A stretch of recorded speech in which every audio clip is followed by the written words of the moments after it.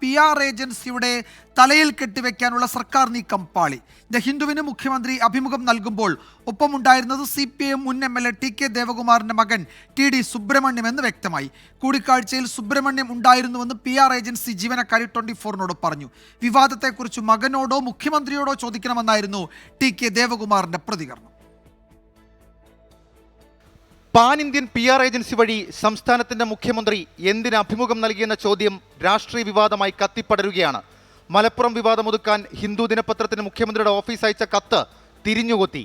കെയ്സൺ global എന്ന PR ഏജൻസിയാണ് അഭിമുഖം തരപ്പെടുത്തിയതെന്നും ഏജൻസിയുടെ 2 പ്രതിനിധികൾ അഭിമുഖ സമയം ഒപ്പമുണ്ടായിരുന്നുവെന്നും മുഖ്യമന്ത്രിയുടെ വാർത്താ സമ്മേളനത്തിലെ വിവരമെന്ന നിലയ്ക്ക് ഇവരാണ് വിവാദ പരാമർശം ഉൾപ്പെടുത്താൻ നിർദ്ദേശിച്ചതെന്നും ഹിന്ദു പത്രാധിപർ വിശദീകരിച്ചു. ഏജൻസിയെ പ്രതിനിധീകരിച്ചെത്തിയ ഒരാൾ CEO വിനീത് ഹാണ്ടയാണ്. രണ്ടാമൻ കമ്പനി തന്നെ വിശദീകരിക്കുന്നു അവരുടെ പൊളിറ്റിക്കൽ വിഭാഗം കൈകാര്യം ചെയ്യുന്ന സുബ്രഹ്മണ്യമാണെന്ന്. ആരാണ് ഈ സുബ്രഹ്മണ്യം?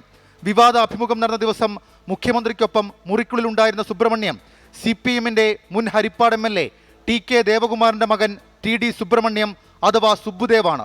2023 വരെ സുബ്രഹ്മണ്യം മറ്റൊരു PR ഏജൻസിയിലെ പ്രിൻസിപ്പൽ അസോസിയേറ്റ് ആയിരുന്നു. നിലവിൽ റിലയൻസ് ഇൻഡസ്ട്രീസ് ലിമിറ്റഡിൽ സീനിയർ മാനേജറാണ്.